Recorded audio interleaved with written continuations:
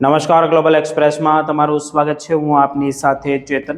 આજના અમેરિકાના તારીખ 4 જૂન 2026ના મુખ્ય સમાચારોની આપણે વાત કરીશું। અમેરિકામાં રહો છો, અમેરિકાના રોજના અપડેટ જાણવા માટે ગ્લોબલ એક્સપ્રેસને સબસ્ક્રાઇબ કરવાનું ચૂકતા નહીં। આજના અમેરિકાના મુખ્ય સમાચારોની વાત કરીએ તો તમારો જન્મ કયા વર્ષમાં થયો છે? અમેરિકામાં રહેતા લાખો ગુજરાતી લોકો માટે કાળજી રાખવાનો સમય આવી ગયો છે। એક ભૂલ અને આખી જિંદગીનું જે સોશિયલ સિક્યુરિટીનું પેન્શન આવે છે તે ઘટી જશે। જાણો કઈ મોટી આફત આવી રહી છે અને નિયમો નવા શું આવ્યા છે તેમની ચર્ચા આ પછીના સમાચારોની આગળ વાત કરીએ તો ભારત આવતા મુસાફરો સાવધાન થઈ જાય। એરપોર્ટ પર સોનું, રોકડ કે ટીવી લાવનારાઓ માટે શું ગુપ્ત નિયમો આવ્યા છે? ગ્રીન ચેનલની એક ભૂલ તમને જેલના સળિયા પાછળ ધકેલી શકે છે તેમની ચર્ચા આ પછીના સમાચારોની વાત કરીએ તો H1B વિઝા ધારકો માટે સારા સમાચાર આવી શકે છે। 1 લાખ ફી જે ડોલરની ફી હતી તે કદાચ નાબૂદ કરવાના સમાચાર સામે આવ્યા હોય તેવું લાગી રહ્યું છે અને તે શું સસ્પેન્સ બહાર આવશે તેની આપણે વિગતે ચર્ચા કરીશું। આ બધા જ સમાચારોની વિગતે ચર્ચા કરીએ। આપ જોતા રહો ગ્લોબલ એક્સપ્રેસ।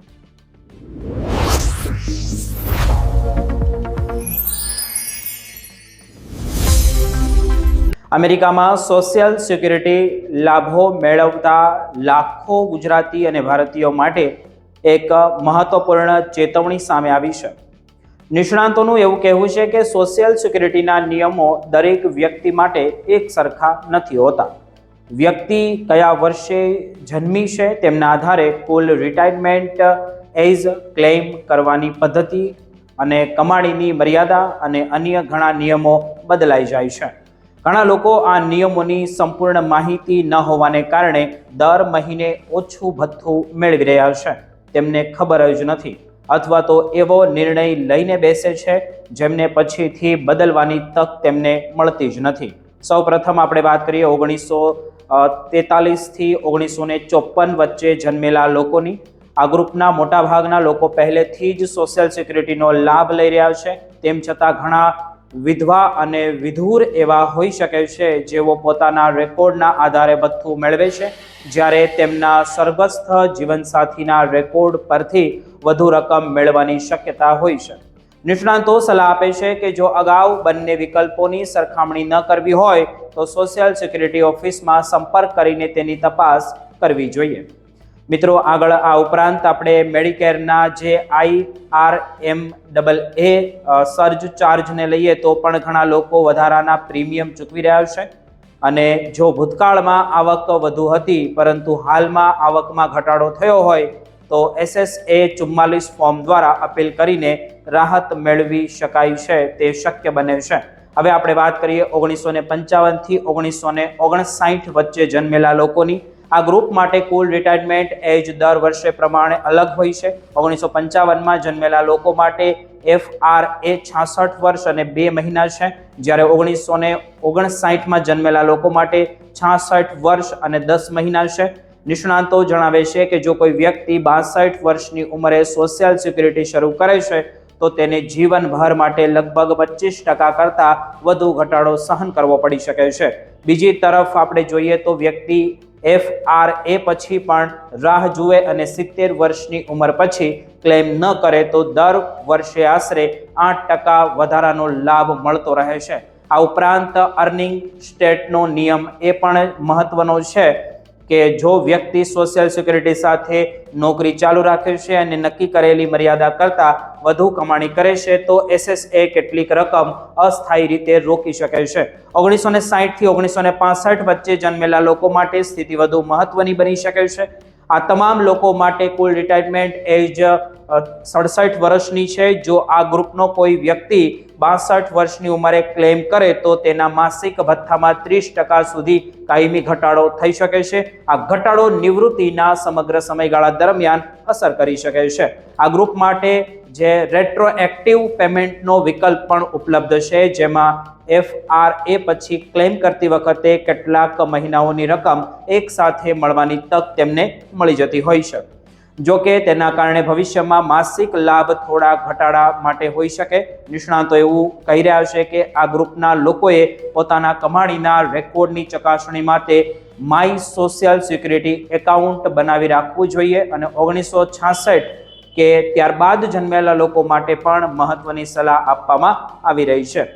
મિત્રો, આ લોકો હજુ નિવૃત્તિથી દૂર છે, પરંતુ પોતાના કમાણીના રેકોર્ડમાં રહેલી ભૂલો સુધારવાનો આ શ્રેષ્ઠ સમય તેમની માટે ગણાય છે. ખાસ કરીને જૂના વર્ષોના રેકોર્ડમાં જો કોઈ ભૂલ હોય તો W2 ફોર્મ અને પે સ્ટબ અથવા તો ટેક્સ રિટર્ન મદદથી સોશિયલ સિક્યુરિટી પાસે સુધારા માટે અરજી કરી શકાય છે.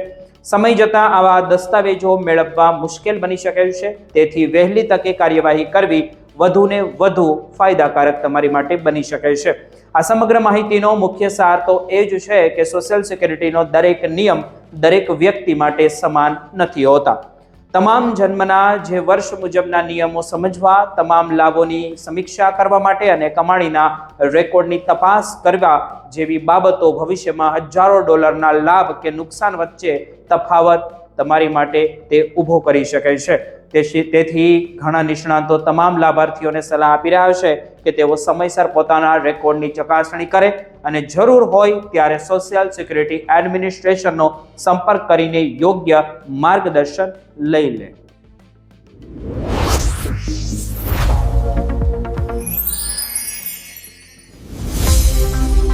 વિદેશમાં રહેતા ગુજરાતીઓને ભારતીયો માટે એક ખૂબ જ મહત્વના સમાચાર સામે આવ્યા છે.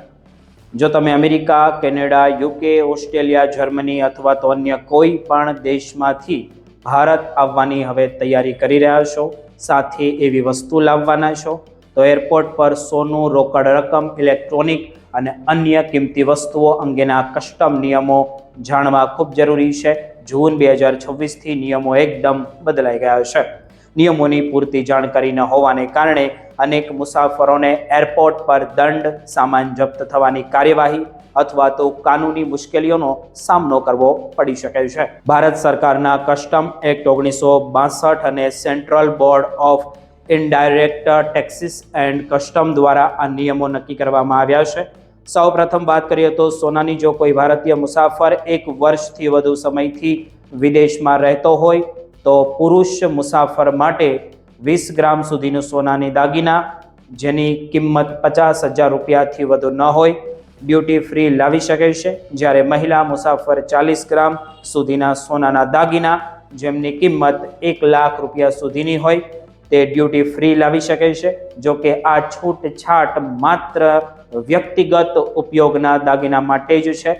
ગોલ્ડ બાર અથવા તો ગોલ્ડ કોઈન માટે આ લાભ મળતો નથી. જો કોઈ વ્યક્તિ 6 મહિનાથી ઓછા સમય માટે વિદેશમાં રહ્યો હોય તો તેને સોના પર કોઈ ડ્યુટી ફ્રી છૂટછાટ મળતી નથી. સંપૂર્ણ સોના પર કસ્ટમ ડ્યુટી ચૂકવવી પડે છે. ઘણા લોકો એવું માને છે કે ગોલ્ડ બાર અથવા તો સિક્કા સરળતાથી લાવી શકાય છે, પરંતુ વાસ્તવમાં તેના પર પ્રથમ ગ્રામથી જ ડ્યુટી લાગુ પડે છે. સોનાના બાર પર ઉત્પાદકનું નામ, સિરિયલ નંબર, વજન અને શુદ્ધતા સ્પષ્ટ રીતે દર્શાવેલી હોવી ખૂબ જરૂરી છે, અન્યથા આવા બાર કસ્ટમ દ્વારા જપ્ત કરાવી શકાય છે. હવે વાત કરીએ રોકડ રકમ અને કરન્સીની, તો વિદેશી ચલણ ભારત લાવવા માટે કોઈ નિશ્ચિત મર્યાદા નથી હોતી, પરંતુ જો કોઈ મુસાફર પાસે 5,000 અમેરિકન ડોલરથી વધુ કેશ હોય અથવા તો કેશ અને ટ્રાવેલર્સ ચેક મળીને 10,000 ડોલરથી વધુ થાય તો તેને કસ્ટમ સમક્ષ ડિક્લેરેશન કરવું ફરજિયાત છે. ભારતીય ચલણની વાત કરીએ તો વિદેશથી પાછા ફરતા મુસાફરો માટે 25,000 રૂપિયા સુધીની ભારતીય કરન્સી સાથે લાવી શકાય છે. ઇલેક્ટ્રોનિક વસ્તુઓ માટે પણ ખાસ નિયમો લાગુ પડી ગયા છે. જો કોઈ ભારતીય રહેવાસી 3 દિવસથી વધુ સમય માટે વિદેશ ગયો હોય તો તે 50,000 રૂપિયા સુધીની કિંમતી વસ્તુ એટલે કે ઇલેક્ટ્રોનિક વસ્તુઓ ડ્યુટી ફ્રી લાવી શકે છે. ઉપરાંત 18 વર્ષથી વધુ ઉંમરના મુસાફરોને એક લેપટોપ ડ્યુટી ફ્રી લાવવાની મંજૂરી છે. જો કે LED, LCD અથવા તો પ્લાઝમા ટીવી આ મર્યાદામાં આવતા નથી અને તેમાં પર અલગથી કસ્ટમ ડ્યુટી ચૂકવવી પડી શકે છે. આ ખાસ નોંધ લેવી જરૂરી છે. સામાન્ય મુસાફરો માટે ડ્રોન લાવવા પર પણ કડક નિયંત્રણો લાગુ કરવામાં આવ્યા છે. દારૂ અને તમાકુ માટે પણ નિયમો નક્કી કરવામાં આવ્યા છે. સાથે સિગારેટમાં પણ નિયમો નક્કી છે અને મુસાફરો 2 લીટર સુધી દારૂ અથવા તો વાઇન ડ્યુટી ફ્રી લાવી શકે છે, જ્યારે તમાકુમાં 100 સિગારેટ અથવા તો 25 સિગાર અથવા તો 125 ગ્રામ તમાકુની મર્યાદા નક્કી કરવામાં આવી છે. આ મર્યાદા કરતાં વધુ જથ્થા પર વધારાની ડ્યુટી લાગુ પડી શકે છે. એરપોર્ટ પર પહોંચ્યા બાદ મુસાફરોને ગ્રીન ચેનલ અથવા તો રેડ ચેનલનો વિકલ્પ આપવામાં આવે છે. જો તમારી પાસે માત્ર મંજૂર મર્યાદામાં આવતા સામાન હોય તો તમે ગ્રીન ચેનલનો ઉપયોગ કરી શકો છો, પરંતુ જો તમારી પાસે વધારાનું કોઈ સોનું, વધુ રોકડ રકમ અથવા તો ડ્યુટી પાત્ર સામાન હોય તો તે રેડ ચેનલમાં જઈ તેની જાહેરાત કરવી તમારી માટે ખૂબ જરૂરી બની જાય છે.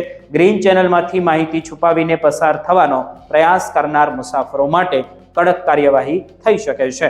મુસાફરોની સુવિધા માટે CBICએ અતિથિ એપ પણ શરૂ કરી છે. આ એપ દ્વારા મુસાફરો એરપોર્ટ પહોંચતા પહેલા જ પોતાનું કસ્ટમ ડિક્લેરેશન ઓનલાઈન ભરી શકે છે, જેમના કારણે સમયની બચત થાય છે અને પ્રક્રિયા વધુ સરળ બની શકે છે.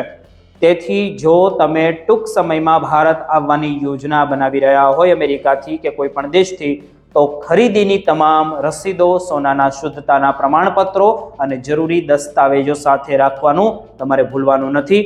નિષ્ણાંતો કહી રહ્યા છે કે સામાન અંગે સાચી માહિતી જાહેર કરવાથી મુસાફરો કાનૂની મુશ્કેલીઓ, દંડ અને સામાન જપ્ત થવાની શક્યતાઓથી બચી શકે છે.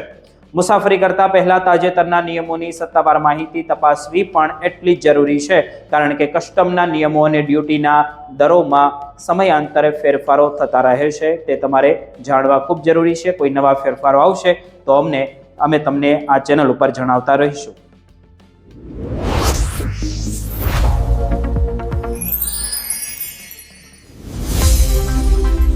અમેરિકામાં H-1B વિઝાને લગતી જે $1 લાખ ફી છે તે કદાચ રદ થઈ શકે કે શું?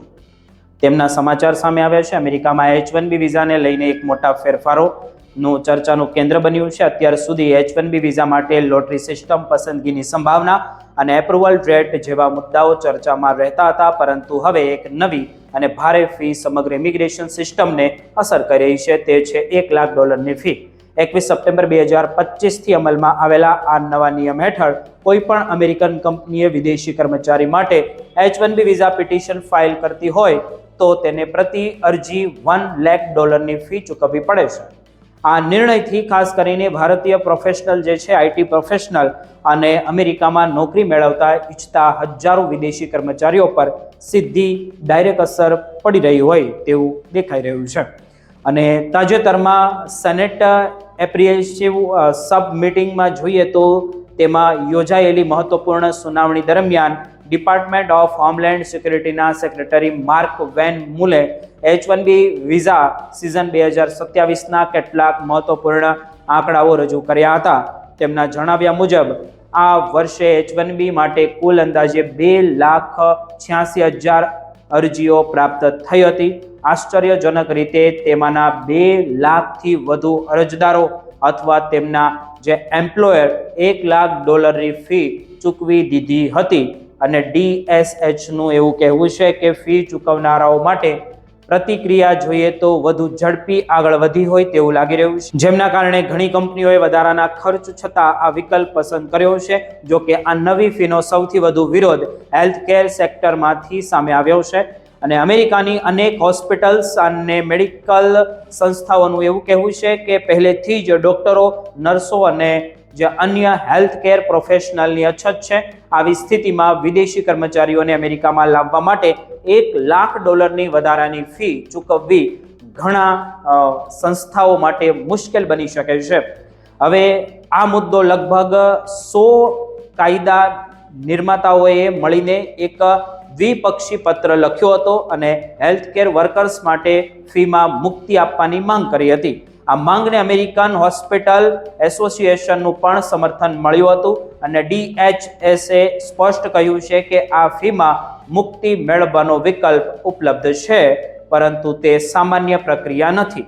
દરેક કેસની અલગથી સમીક્ષા કરવામાં આવે છે અને મજબૂત પુરાવા રજૂ કરવા જરૂરી બને છે.